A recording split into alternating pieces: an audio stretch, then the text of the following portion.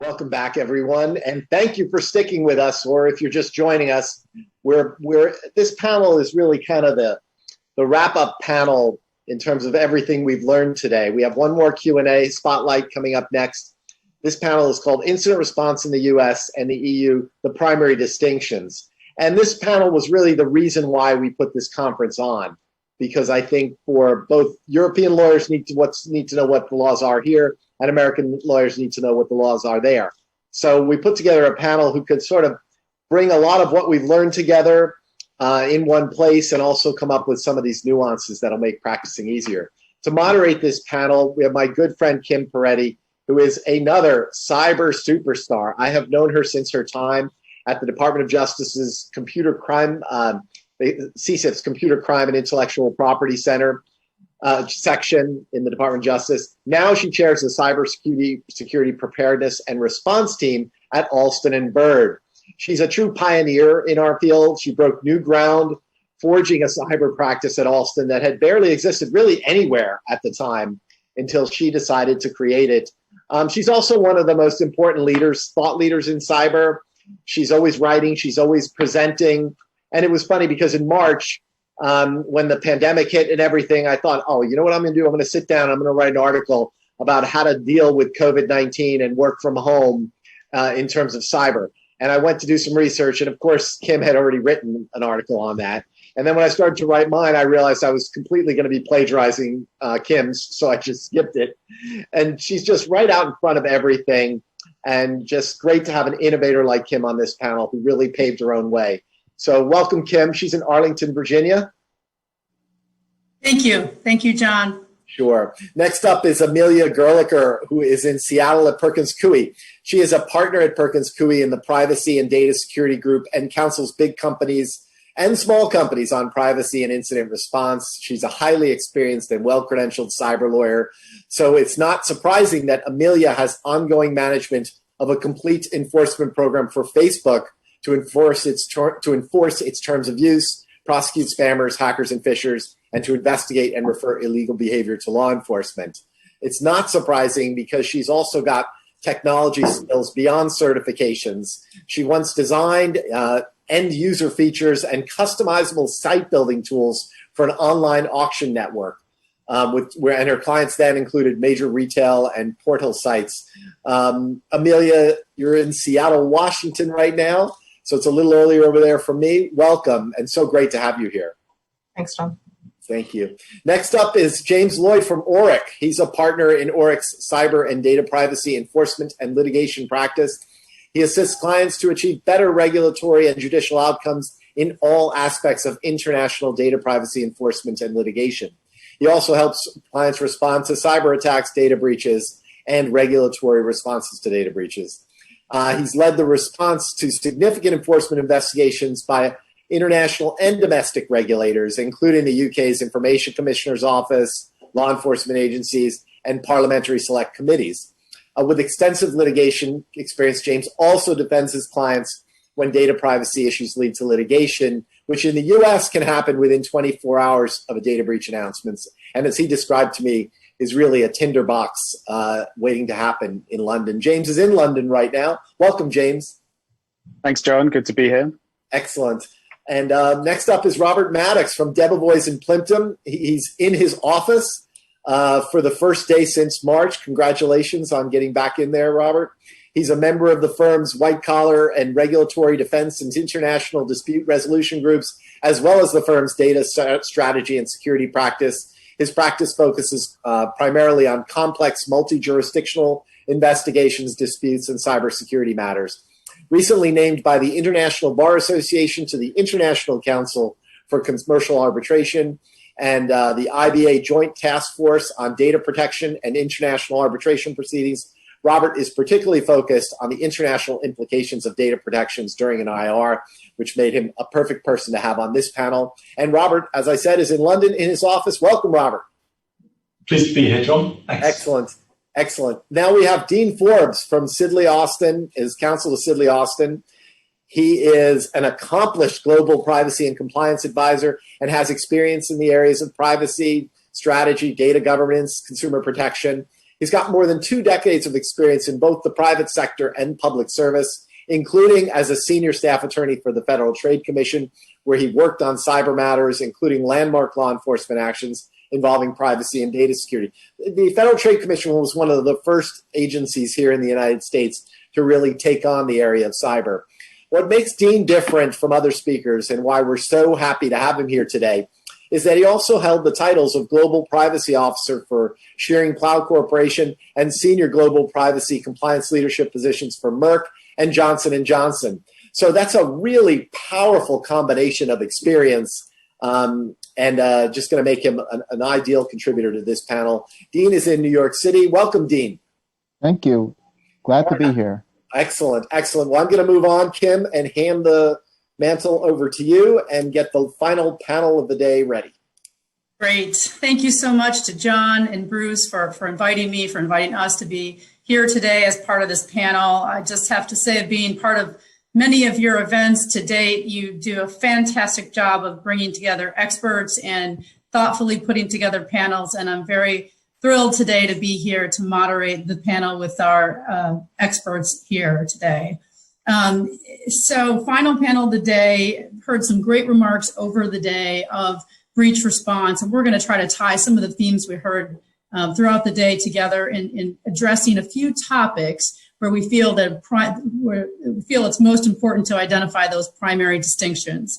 So the first topic we're going to talk about is the legal framework, because we can't understand how we're going to respond to incidents until we understand our legal framework. And I'd like to ask Robert to kick it off for us to talk about the legal framework in the EU and set the stage for us, if you wouldn't mind.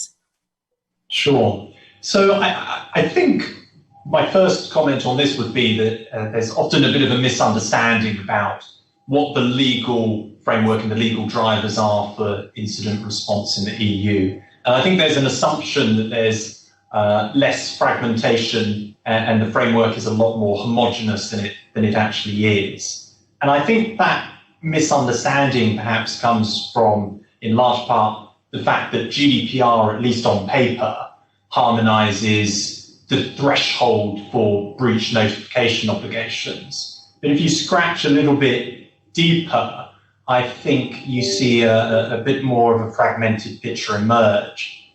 Even within the GDPR itself, for example, when you look at different data protection authorities' expectations about when a breach should be notified to them, they differ quite significantly across the EU.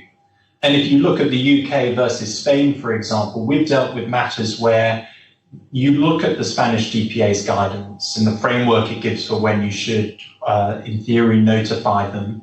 And their threshold in practice is actually much higher than the UK regulators, for example. So I think there is this misconception of uniformity that doesn't actually perhaps exist in practice.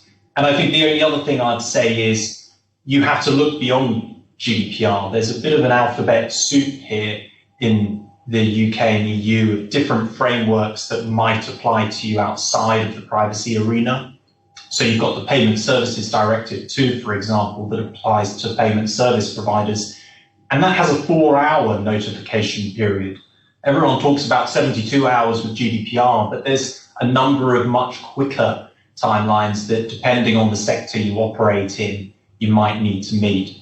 24 hours for telecoms companies, for example.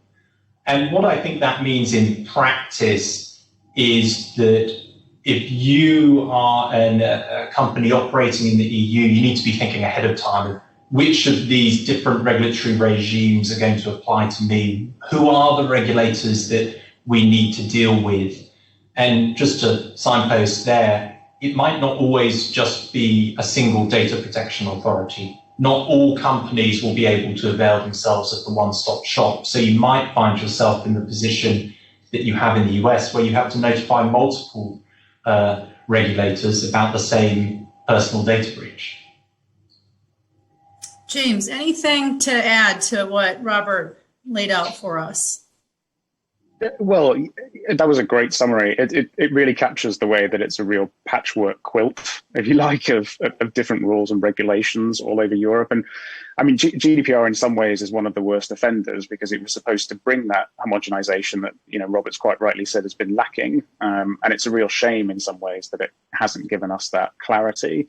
And that just reflects the fact that, within Europe, you have 27, soon to be 26 member states, and things are, understandably different between them, and the way that they approach enforcement, as Robert's hinted at, is very different between regulators. Some take a much more conservative view and some are more liberal, some are more practical. But yeah, I completely agree. I think the only other thing to perhaps mention was, much like in the US, it's not necessarily just privacy regulators, just to emphasize that point again that Robert's made. It's financial regulators in particular are the ones that seem to get looked over from time to time in these breaches, particularly when you're dealing with financially regulated entities. And as Robert says, the timelines for reporting on breaches in those to those regulators can be very different. And I have seen entities caught out by those breach reporting requirements before. So definitely something to bear in mind. But yeah, it's not as simple as it should be. Well, it's interesting how you referred to it as a patchwork or a quilt of laws, because that's how often in the United States our U.S. state law breach laws are referred to in comparison to not having a federal law that would provide some uniformity. So interesting description and comparison. Amelia, do you want to set the stage for us on the U.S. side and compare, contrast to what we've heard on the European side? Sure, and that's exactly what I was about to say, Kimberly, that the impulse, of course, is to start and say the United States is very fragmented. There's famously 50 different state laws, and that doesn't count the federal regimes in finance and healthcare. And the states vary, to some degree at least, in how they approach compliance. And we're also now seeing kind of local regulatory bodies in issues in areas like transportation imposing their own thresholds and own obligations around reporting. And the other thing that you realize when you dig into these too is that the patchwork is not just state to state, but if you've got a federal issue, the states vary in how they deal with whether you have to report to a federal regulator. So whether a federal regime would get us consistency, it might be much like GDPR, and that it doesn't. We just end up with 50 different ways of dealing with it again. But conversely, the vast majority of these laws are built on the same framework. They applied unauthorized access to a defined type of personal information or unauthorized acquisition. And that itself can make the assessment a lot cleaner than it can be in the EU. I was just on a phone call yesterday where I was able to kind of definitively say, no, you were good in the US. We're going to have to think a lot more about the EU. And once a breach reaches a certain size, a lot of those differences fall away, whether there's a harm threshold or whether there's a particular exception in one or two states. You want to make sure you're treating customers consistently, and that can be true internationally too, with nearly everyone getting the same type of notice. So, at a high level, it ends up somewhat similar in that you've got a patchwork, but that you've got ways to kind of work with similar frameworks across the board. Let me just follow up on that, because I think in the U.S., if you have a breach that affects, all 50 states, you are generally going to be notified in all 50 states. I mean, perhaps if it's just date of birth, you'll have Washington and North Dakota, but there isn't I think we're going to notify it in 5 states and not the other states. Is it the same way, Robert or James, with GDPR in particular, in making the notification decisions? I mean, I know there's all the cultural aspects that you talked about, but it is still one threshold. It's sort of one standard. Are there times where you're making decisions to notify one country or not the other, or is it generally uniform if all countries are affected with residents impacted? I mean, it generally ends up being, it operates slightly differently, because if you have an establishment in the EU, we have this lead supervisory concept, which allows you to notify a single regulator in your home jurisdiction. And that covers your regulatory notification obligations for the whole of the EU. That concept, though, doesn't apply as widely as some people think it does. And the likes of Google have found that out recently when their search engine delisting program is considered to fall outside the scope of the GDPR's one-stop shop, which implies that if they suffered a personal data breach of that processing activity that hit on individuals across the whole of the EU, they could be notifying regulators in every single EU jurisdiction. So it depends on the way in which GDPR applies to you, unfortunately, which does make things slightly complicated sometimes. Dean, I was remiss to ask you about your thoughts on the general legal framework, US to EU, and Sure. distinctions. No, thank you. I would echo the thoughts that have already been provided on the sector-specific approach to privacy and cybersecurity and the state laws that sometimes help to fill those gaps, like the CCPA or the NYDFS requirements around 72-hour breach notification.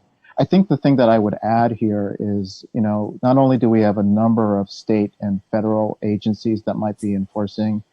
Some have been mentioned. There's the FTC, obviously. There's the FCC, Health and Human Services, and the state attorneys general.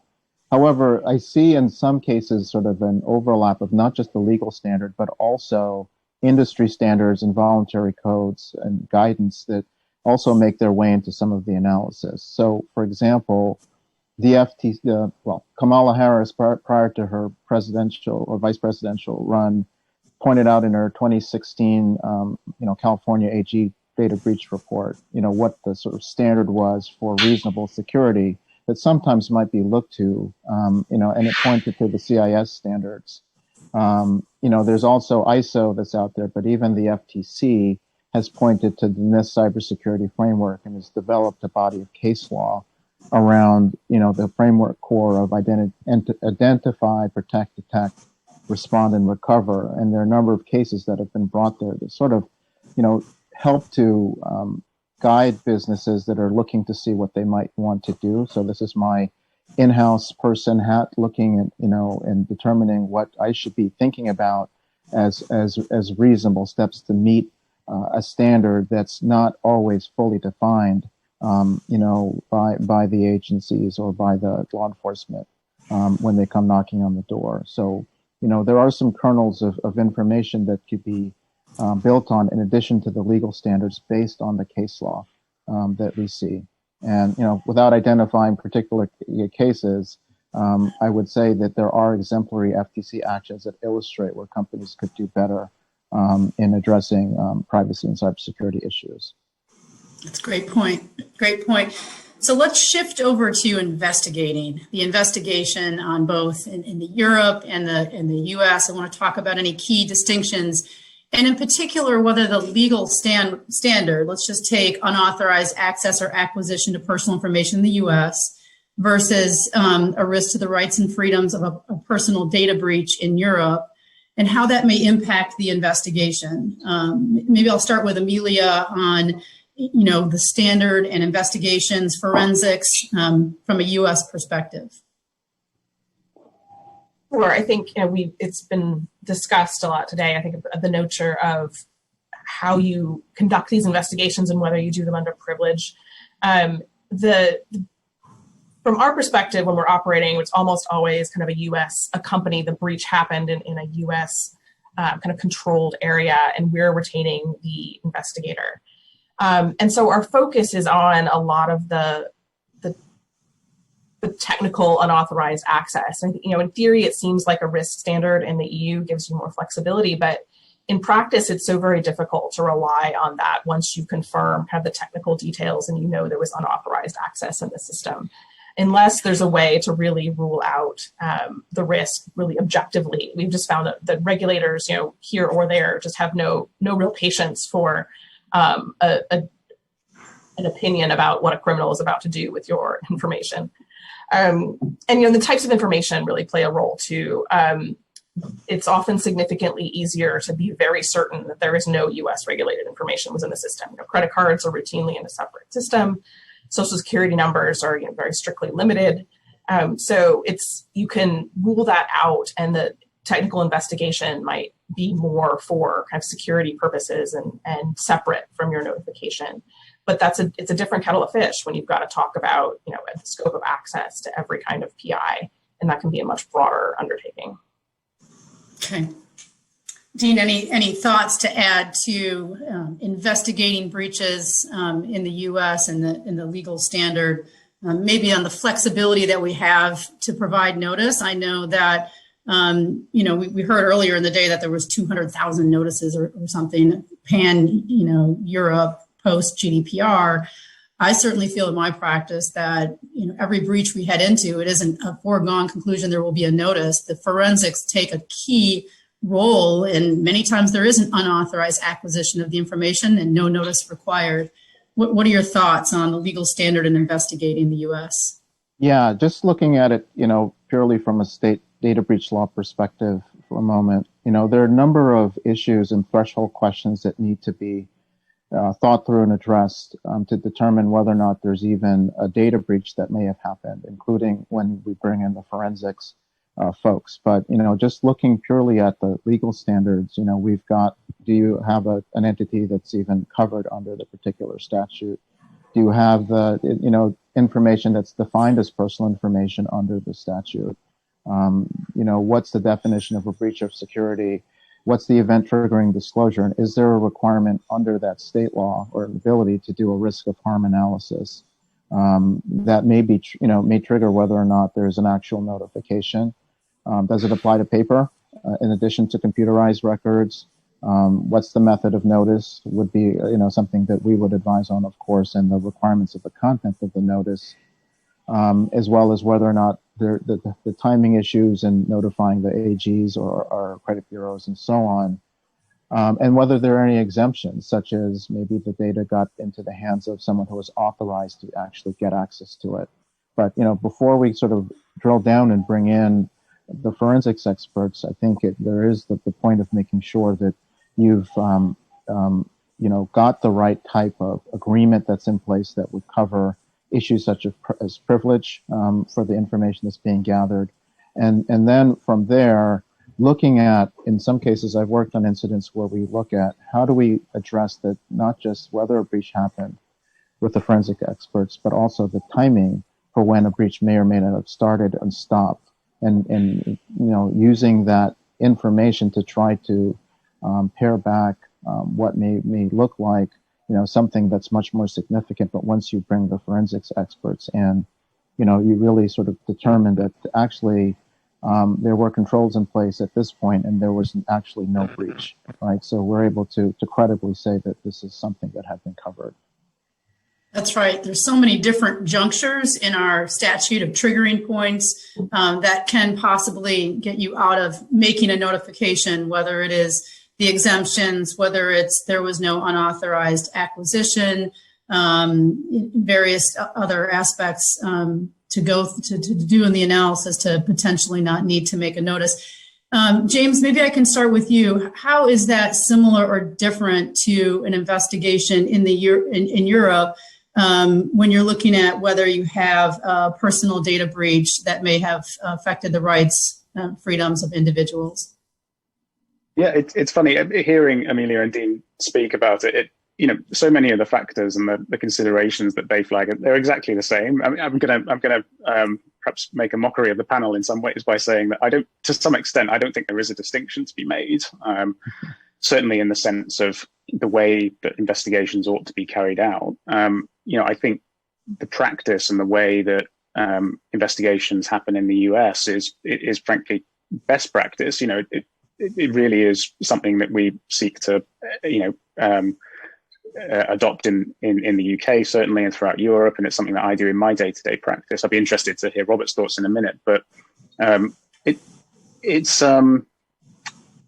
having said that, I think that the issue is perhaps a little bit of immaturity. So what I think, anyway, from my perspective, is that in the US, of course, with the threat of class actions and certainly, perhaps something more of a litigious culture, the way in which your clients are approaching these investigations is more diligent, it's more thorough. They have this weather eye on is there going to be litigation coming out of this? And so as a result, they adopt practices and procedures that perhaps you don't really see to the same kind of level, or haven't seen to the same kind of level in Europe so far.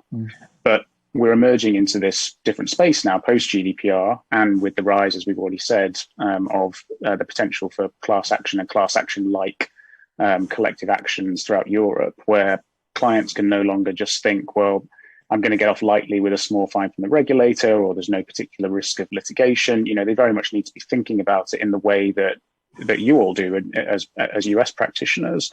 And they need to be thinking about privilege and exactly how you capture the findings in an investigation report and so on. And the notification is just a piece of that.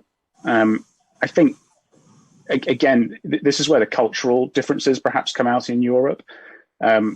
As I said before, there are some who perhaps adopt a more conservative approach, whereas there are some regulators who are a bit more practical and pragmatic. And it always helps to get local counsel involved in particular jurisdictions. If you're looking at, notifying in Luxembourg, for example, where I notified the other week, and I know that they're a very conservative regulator, versus I think the ICO in the UK is actually quite pragmatic and adopts a slightly different position when it comes to notifications. And so you can perhaps be a bit more bullish in one or the other.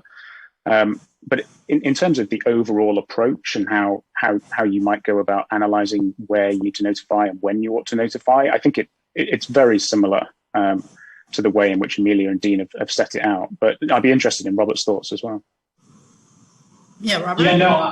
Yes, I agree. I think the model that is being followed here in the UK and the EU is increasingly converging to, as James put it, sort of the US best practice in this space. I do think there's still a little bit of a difference given the legal standards. I think there is more flexibility if you want to adopt a more aggressive legal analysis. I think you've got room to do that under the GDPR if you want to. I think where a lot of companies come out, though, is ultimately they don't feel they need to, because of the regulatory landscape. That said, I think it really does vary regulator to regulator, and some of the EU regulators are frankly rather unhelpful in a breach scenario. And you make a GDPR notification, and as you're still trying to conduct a forensic investigation, remediate the issue, they're asking you about your data transfer agreements, and your compliance documents and the like. And this is a real story. This happened to us with a German data protection authority. And you can't turn around to them and say, wait a second, you're actually distracting us from protecting the rights of those individuals. You still have to play ball and give them what they want. So that is a little bit different. We haven't run into that with US regulators where they sort of stick their oar in and actually impede the incident response process. So I think that is a little bit, there's a more mature approach from US regulators in the IR context, I think. Well, let's stick with that. Where do you think the flexibility is and lies in whether to notify under, let's just say, GDPR? I think it's surrounding, the likelihood of a risk to individuals' rights and freedoms. And rights and freedoms is extremely broadly cast. But that said, we don't have a situation here where it's, was a social security number acquired by the attacker? If yes, you must notify, as it can be under state data breach law. We can take the analysis a little bit further. We could think about, well, has the attacker provided proof that they've deleted that information because they acquired it in connection with a ransomware attack, as is increasingly common with the likes of Maze and other groups? In the US, I don't think you have quite the same flexibility to play with those scenarios as we do here, if one wanted to. And I would say in the US, that's why, at least in my experience, the forensics takes on such a central role. Not that it wouldn't take an important role in the investigation in Europe, but that's where our flexibility lies, to really dig into the forensic facts, not just overall it appears that data was accessed or exfiltrated, but as more and more lawyers get into cybersecurity and understand how they can work with the investigators to truly understand the details of the forensics, there's flexibility there, we discover. There might not need to absolutely be notification based on acquisition, for example. Dean, any thoughts on that? Absolutely. I would completely agree with that. I think, the analysis sometimes, we talk about the forensics and sort of putting it in the context of, individual states have certain standards, whether there's a risk of harm analysis that's required or not. Was the information accessed, and was there a reasonable and prompt investigation using forensics providers to help determine whether or not there was a data incident, can actually help to mitigate the overall impact. And it may be state specific, but oftentimes those breaches are. That said, I think use of a forensics provider, sort of making sure you've made arrangements before a breach happens and after with a forensics provider is key, right? And making sure that that the information, would remain privileged throughout the course of the investigation. 2, you've got a forensics provider who can help with logging issues for data to ensure that we've got a better picture maybe than may have been done internally by certain groups that would have done its own internal investigation. But have another look at, well, how are the data actually, was there actual infiltration? Was there lateral movement? Was there any potential for exfiltration of the data? Those are all of the things that are, does the database even contain the kind of data that would trigger the actual statute? And having forensics look at that and look at the logs, and help determine when things started and stopped are going to be key. So maybe that's a good time for us to pivot to our next topic, which is always one of interest, is the role of counsel and also a privilege. But let's start with the role of counsel. I think we've seen the role of counsel evolve in U.S. We've had many years to be working at it, since 2006 at least, with the first data breach law, and more active legal risk associated with breaches, bringing in and elevating the legal role with respect to incident response. Let's maybe, Robert, you could talk to us a little bit about what the role of lawyers currently is in incident response in Europe generally. Sure. So I think at the highest level, the role lawyers play in responding to cyber incidents is probably more limited here in the EU than the US. And I think there's a few factors which drive that. The first is a very practical one. And that's that there are simply fewer incident response specialists at the legal bar here.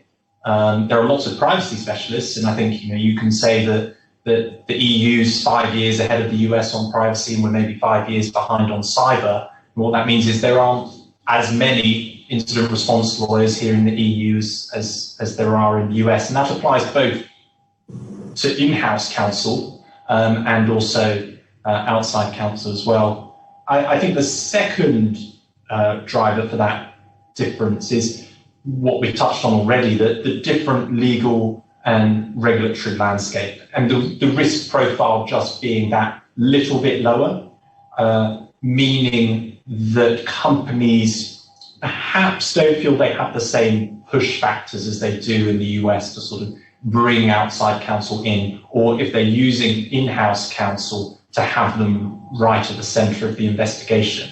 And I see that in my practice when we're dealing with a cross-border incident.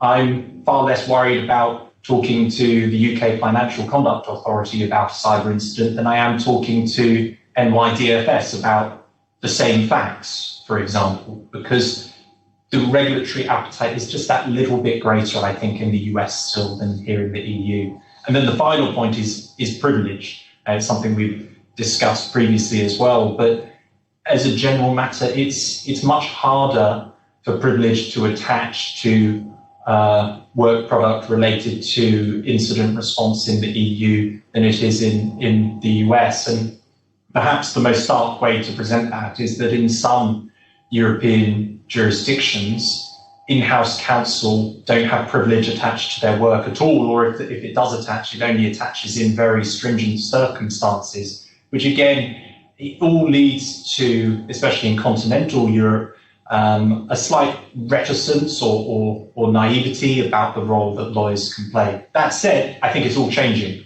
I've seen it change over the last few years.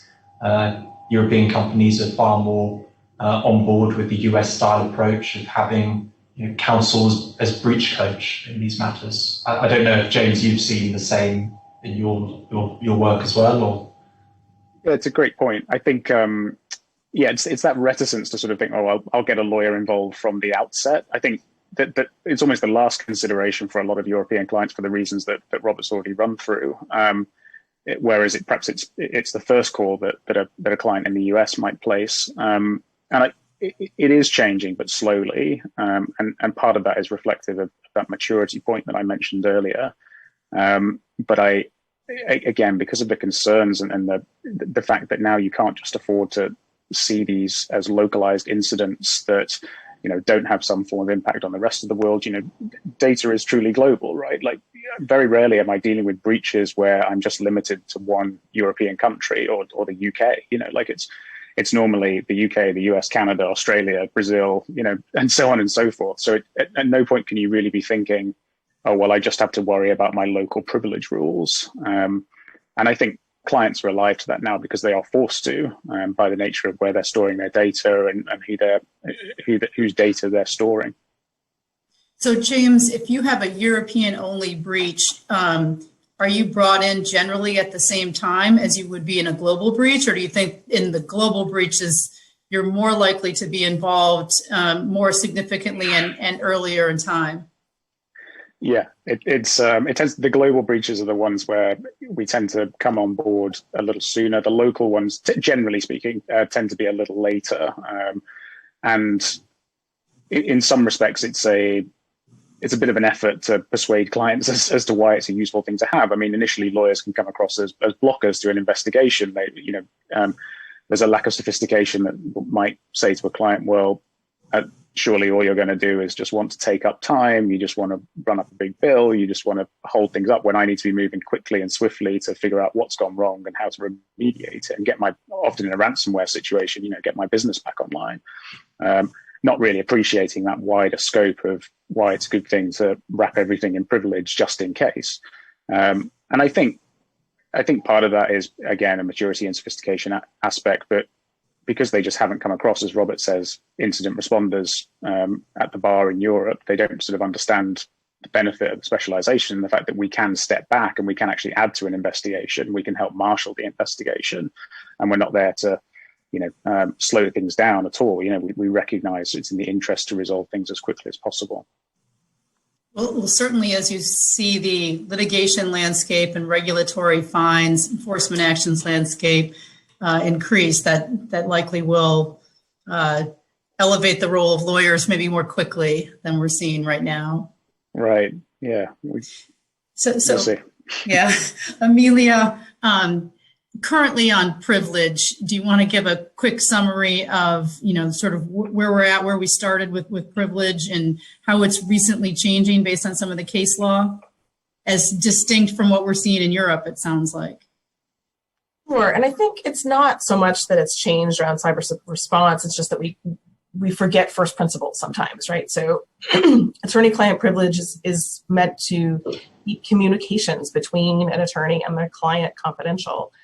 And that can extend to the agency of the attorney and part of the investigation, but it does go back to what's needed for legal advice, and it does not cover investigations that are done for business purposes. And security is such an essential purpose right now for many businesses that's a hard line to draw. And then work product privilege is often, or work product doctrine is often very similar, but protects the work that's undertaken in anticipation of litigation. So again, it's a legal purpose and not a business one. And so what's caused a lot of the discussion recently is the Capital One case where they challenged, where the mandate report was challenged under work product grounds. And this was a report that was written by a consultant that had been in there already. They were their incident response and security vendor that was already in the system. And So they did what they were hired to do for business purposes, which was respond to the breach. And even though there was some paperwork kind of around how that worked, the court found that that wasn't sufficient for work product protection. And they didn't challenge it on privilege grounds because the report had already been exposed to the auditors, regulators, and others, third parties, the full board. It wasn't kept to a small group of people. And, those are really, when you get down to it, kind of the things we learn in law school about how privilege works, but when they're pretty cruel in the cyber environment, when you're talking about how a business protects itself, not just from legal risks, but from just risk to its business overall. So I think to sort of sum up currently in the U.S. incident response is we would assume we will be conducting some investigation under privilege. We will hire a forensic firm under privilege. We will assume privilege will attach based on the characterizations of COBEL and other things. We'll have some challenges on work product, but we're still going to be taking the position that's privileged and likely taking steps to not want to turn it over. But it sounds like in Europe that's different, especially with some of the remarks from earlier today from the Data Protection Commissioner out of Ireland, that in the first instance, they would expect the report to be turned over. And in the second instance, they have authorities that would allow them to require it to be turned over. So James and Robert, with a forensic report, and I know unless sort of certain privilege grounds with respect to it in Europe, and it varies per European country, but would it be expected when you're preparing a report that it likely would be turned over to a regulator? Probably. If it's just so, I always proceed on the basis that it probably will eventually anyway. As ever, I think the privilege is just a series of hurdles. So the more things that you can do in order to try and erect those hurdles to make it more difficult to resist disclosure at the end of the day, the better. But if to the extent the investigation is simply just recording the facts, I think you're going to have a hard argument to suggest that it ought to be protected by our equivalent of work product privilege. I think litigation privilege, Robert and I were discussing this earlier, so litigation privilege is a privilege that arises in England where there is a significant risk of litigation arising, and litigation can include regulatory investigations, although it's certainly a matter for dispute. And so I think it's not by any means settled, and I can see there being a good fight about this. It's interesting to hear about the Irish DPC saying that and taking that position. I do wonder whether the ICO would take something quite as strong as that. I haven't yet seen them demanding reports after we've suggested that they are privileged, and they've been happy just to receive excerpts and have been sated by just us telling them what happened rather than actually disclosing the report itself. What's your experience been, Robert? Yes, it's very similar. I think there are certain European regulators that do expect you to hand over some form of forensic report on the basis that I don't think, given the privilege rules here, they fully buy into the concept of outside technical vendors recording facts in written form being a privileged piece of work product, even if it was in part produced in order to allow external lawyers to advise the company. I think what it means in practice, though, is lawyers still have a very large role in incident response, even if some of the materials aren't going to be privileged. Verbal downloads on calls in advance to discuss how you are going to record the forensic findings can be exceedingly helpful, because with the best will in the world, outside forensic vendors are not lawyers, and they are the best of them are extremely attuned to litigation risk and the risk that a regulator sees their report, but many of them still aren't, frankly.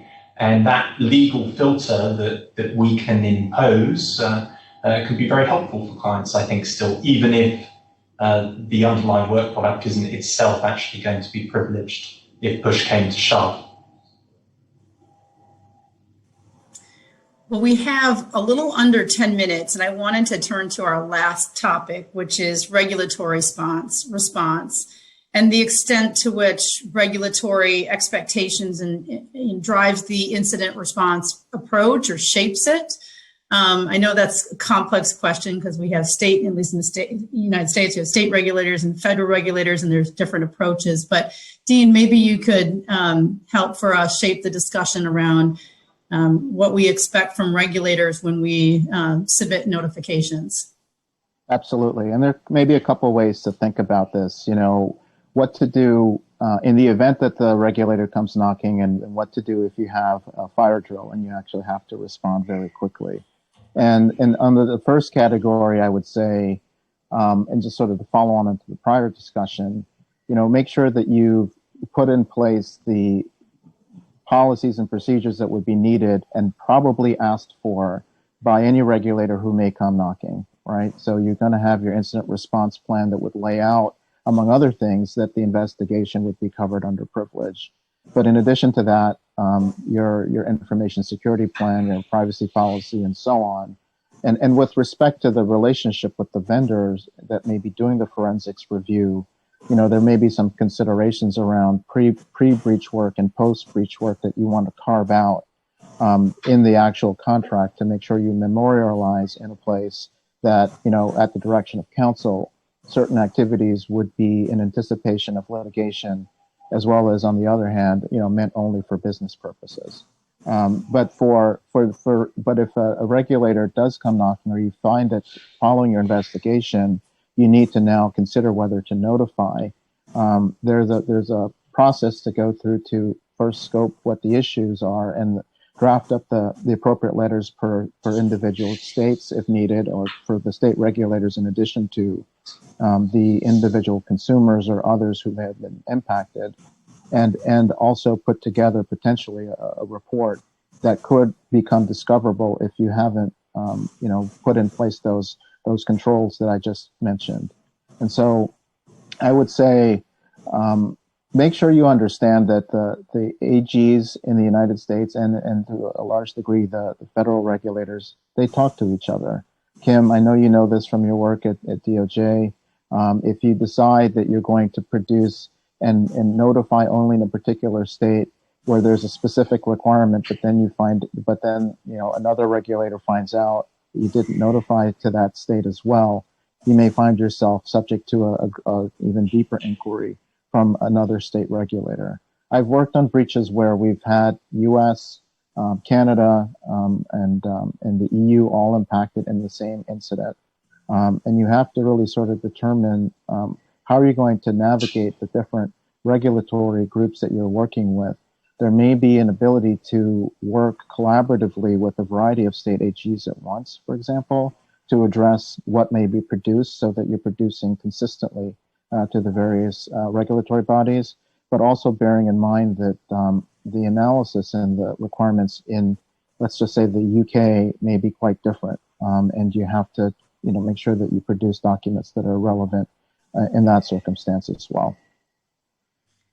So I think one thing to highlight about what you mentioned is for many companies that are making notices to regulators in the United States, they're making notices to regulators with which they have no relationship, and they don't have any ongoing auditing or examination authorities of those regulators. So that's very different than if you're a regulated entity in the United States, financial, insurance, et cetera. But James and Robert, obviously it's sort of different in Europe, right? Because you have data protection authorities that have an ongoing relationship with or examination authorities for various companies. Do you think that fact shapes companies in their regulatory approach, makes them more comfortable to notify a regulator, or makes them more reticent? How do you think that plays into the approach? That's a great observation, actually. Does it make them more comfortable to notify? I think Robert said something earlier, which was about how typically in the UK and throughout Europe, you tend to find there's a lot of privacy lawyers who specialize in incident response, or who do bits of incident response, and they don't tend to be litigators. They tend to be more on the advisory side. And I think, my experience has been that there's the desire to maintain a good relationship with your regulator has sometimes trumped the best interest when it comes to resisting giving the regulator everything, for example. So I think as a litigator, I generally tend to come to to that process with a bit more of a considered cooperation view. So I'm only going to give the regulator what I need to give the regulator. I'm not just going to sort of open the kimono, as it were, and kind of, just invite them in. And I'm acting for a client at the moment where they're under an investigation by the ICO. They were subject to a data protection audit. And they were very comfortable to, again, just open the doors, invite them in, cups of tea, and take a look around. And inevitably, the regulator finds things. And so while it's great to have a good relationship with your regulator, putting some boundaries around that and restricting, what they can see, what they can look at, getting some legal advice up front to understand, what your actual obligations are is very important. And it's not inconsistent with having a good relationship with your regulator. But I do think in Europe, again, and for historical reasons, I think there is a tendency to just bend over to help the regulator in whatever the request might be. And I think that's changing, but it can hamper incident response. Bruce, do we have time to go have every panelist do one practice point, or are we out of time? We are flush out of time. I'm sorry. Okay. All right. Well, thanks to everyone for a lively discussion this afternoon. Much appreciate it, and have a good day. Thank you, Ken. That was terrific. And I think John was right. It was a great way to tie up the various topics we had been talking about all day. Robert, Amelia, Dean, James, Kim, thank you again for that. And we have one more panel. We have a great conversation between David Lashway and John Demers of the DOJ in the U.S. That's going to begin in about 10 minutes. So we'll see you right back here. Thank you.